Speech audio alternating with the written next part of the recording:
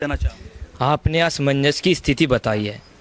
आपने प्रतिहार मिहिर भोज सम्राट को बताया है।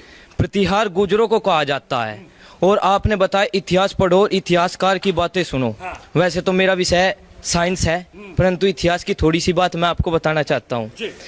8वीं सदी में महान गुर्जर सम्राट मिहिर भोज जी हुए, उनका शासनकाल हुआ।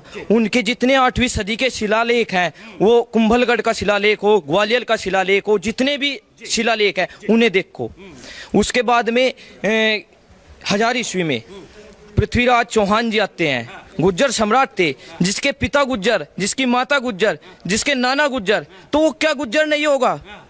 बताओ। जिसके वंशज गुर्जर है तो उसके पूर्वज गुर्जर है तो उनके वंशज गुर्जर होंगे या नहीं होंगे? राजपूतों की स्थिति 12वीं सदी के बाद उभरने लगती है। उससे पहले अपना भरूच में सोमनाथ महामंदिर है, शिव का मंदिर है, 12 ज्योतिर्लिंगों में से एक मंदिर है। उसकी रक्षा में भी गुर्जरों का अमिट बलिदान रहा है। वहाँ के जो राजा थे भीमदेव सोलंकी और दत्ता चालुक्य वंश ने उसकी रक्षा की।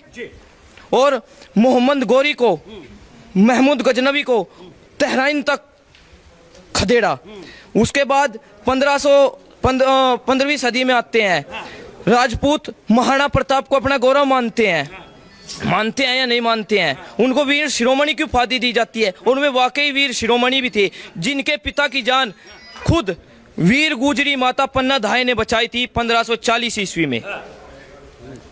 इतना महान इतिहास रहा। उसके बाद मुगल कालीन इतिहास को तो कहते हैं कि गुर्जरों का कोई इतिहास ही नहीं है।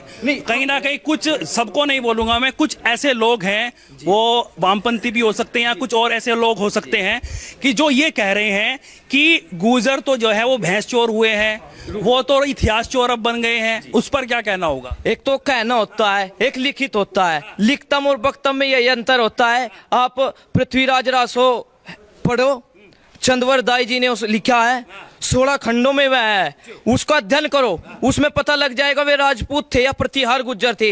जब हम किसी ग्रंथ को पढ़ेंगे नहीं, वैसे ही वक्तम बताएंगे, इसका कोई सिद्ध प्रयोग नहीं होगा। यदि पृथ्वीराज रासो को पढ़ते हैं तो उसको पता लग जाएगा। जितने भी वीर रस के काव्य हुए, वो खुमान रासो हो, पृथ्वीराज रासो हो, जितने भी रासो खंड काव्य हैं, सारों को अध्ययन करो। इनमें गुर्जर प्रतिहार वंश का जिक्र मिलता है, जितने प्राचीन शिलालेख उनमें मिलता है। और मुगल कालीन में आ जाओ, अलबरूनी, हेनसांग, जितने भी विदेशी यात्री या जितने भी इतिहासकार विदेश से भारत में आए, हेनसांग 6 वर्षों तक भारत में रहा। उसने उर्दू में लिखा है कि मैं उस देश में गया जिस देश के शासक गुर्जर थे। तो मतलब आपको लग रहा है कि पूरी तरीके से आश्वस्त हैं आप कि मिहिर भोज जो हैं वो प्रतिहार मिहिर भोज गुर्जर हैं, लेकिन उधर कह रहे हैं कि राजपूत हैं। लेकिन बात, आपने इतिहास पढ़ा है, आपने इतिहास के बारे में बातचीत करी, आपने बताया पूरा। लेकिन अगर 36 बिरादरियों की बात कर ले, हिंदुओं की बात कर ले, सनातन की बात कर ले, तो सब भाई भाई है। असमंजस क्यों?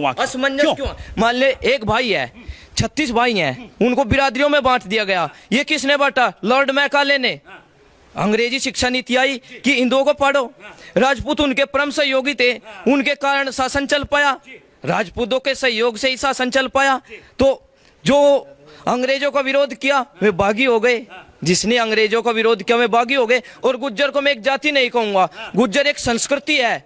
और जाति ऊपर नीचे हो सकती है, संस्कृति कभी ऊपर नीचे नहीं हो सकती। संस्कृति अपने आप में एक वटवृक्ष होती है।